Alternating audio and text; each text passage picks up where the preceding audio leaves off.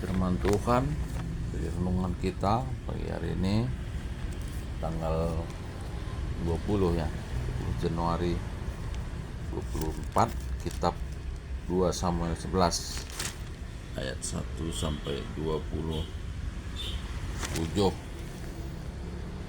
Daud dan Batseba. Pada pergantian tahun, pada waktu raja-raja biasanya maju berperang, maka Daud menyuruh Yoab maju beserta orang-orangnya dan seluruh orang Israel.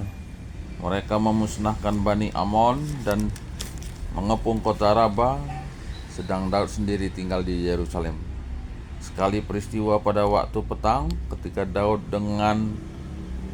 bangun dari tempat pembaringannya, lalu berjalan-jalan di atas soto istana, tampak kepadanya dari atas soto itu seorang perempuan sedang mandi. Perempuan itu sangat elok rupanya.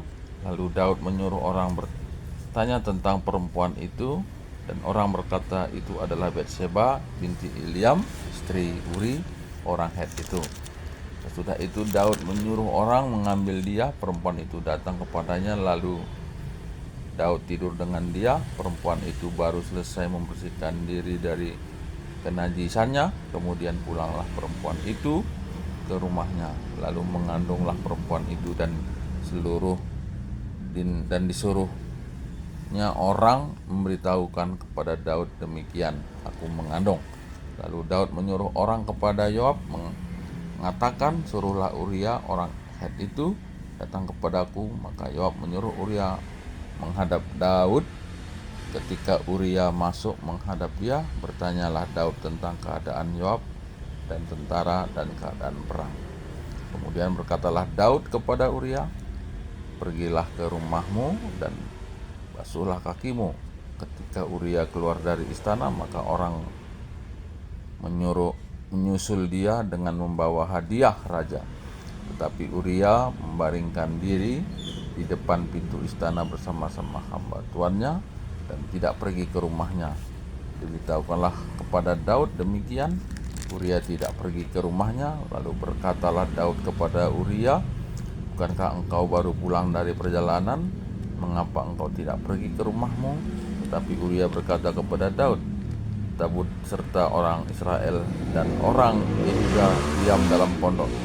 Juga tuanku Yoab dan hamba-hamba tuanku sendiri berkemah di padang. Masakan aku pulang ke rumahku untuk makan, minum, dan tidur dengan istriku? Demi hidupmu dan demi nyawamu, aku tak akan melakukan hal itu. Kata Daud kepada Uria, tinggallah hari ini di sini, besok aku akan melepas engkau pergi. Jadi Uria tinggal di Yerusalem pada hari itu. Keesokan harinya Daud memanggil dia untuk makan dan minum dengan dia, dan Daud membuatnya mabuk. Pada waktu malam keluarlah Uria untuk berbaring tidur di tempat tidurnya bersama hamba-hamba tuannya. Dia tidak pergi ke rumahnya. Paginya Daud menulis surat kepada Yoab dan mengirimkannya dengan perantaran Uria. Ditulisnya dalam surat itu demikian, tepat kala Uria di barisan depan dalam pertempuran yang paling hebat. Kemudian kamu mengundurkan diri daripadanya supaya ia terbunuh. Pada ayat 26, ketika didengar istri Uria bahwa Uria suaminya sudah mati, maka merataplah ia karena kematian suaminya itu. Setelah lewat waktu berkabung, maka Daud menyuruh membawa perempuan itu di rumahnya. Perempuan itu menjadi istrinya dan melahirkan seorang anak laki-laki baginya. Tetapi hal yang telah dilakukan Daud itu adalah jahat di mata Tuhan. Ya. Jadi ini satu bagian dari apa yang terjadi dalam sejarah kerajaan Israel kepemimpinan Daud sebagai orang yang diurapi. Dalam hal ini adalah satu bentuk perselingkuhan. Dan dalam perikop ini jelas dikatakan dalam ayat 27 bahwa apa yang dilakukan Daud itu adalah jahat di mata Tuhan. Nah, yang menjadi renungan bagi kita dalam perikop ini adalah pertama, bahwa siapapun kita sebagai manusia punya resiko untuk jatuh di dalam dosa. Ya, siapapun kita punya resiko jatuh di dalam dosa, termasuklah seorang Daud yang adalah orang yang diurapi Tuhan, tapi kita melihat bahwa dia juga jatuh di dalam dosa. Nah, ini menggambarkan dari perenungan bagi kita bahwa tidak ada yang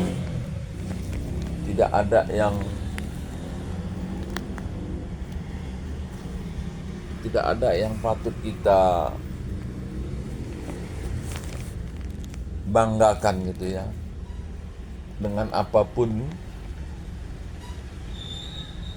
yang dimiliki, oleh karena siapapun punya resiko jatuh di dalam dosa,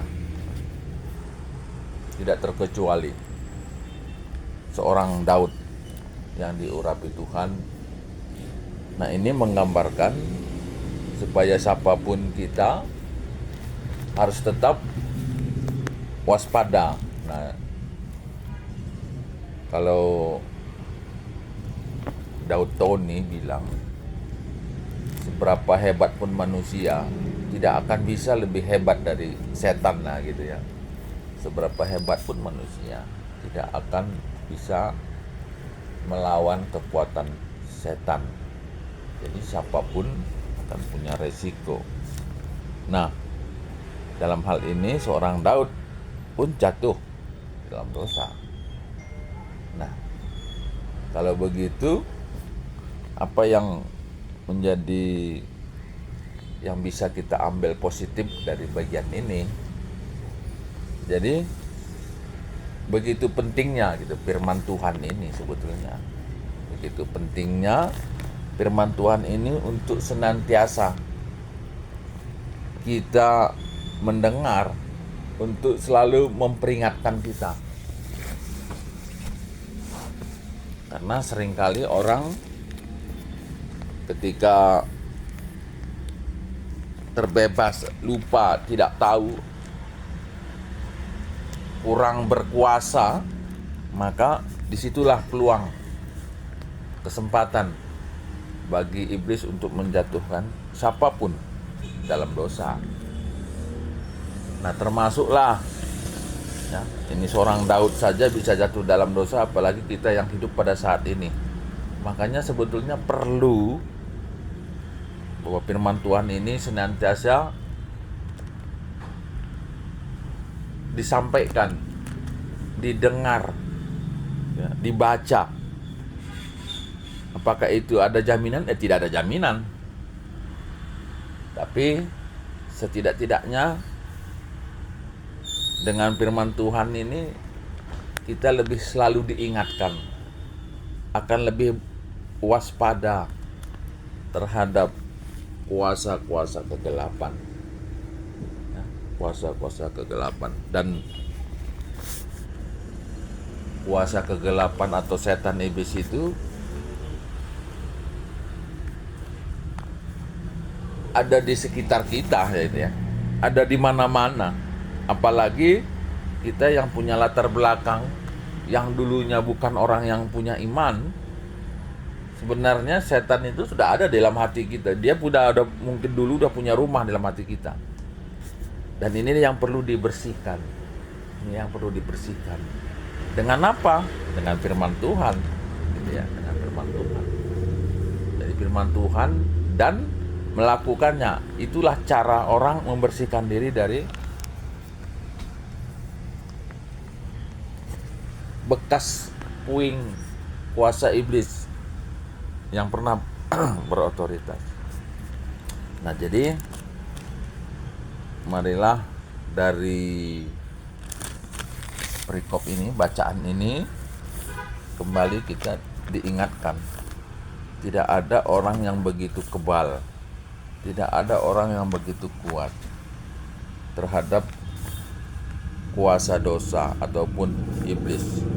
Hanya orang-orang yang berlindung di bawah tangan Tuhan yang akan terlindungi, yaitu dengan firman Tuhan yang berotoritas dalam hati kita. Bagaimana kita membersihkan itu? Dengan mendengar firman Tuhan dan melakukannya. Tuhan kalau semua kata di bata dengan simakaikan saya pas keluar tetap. Haleluya. Amin.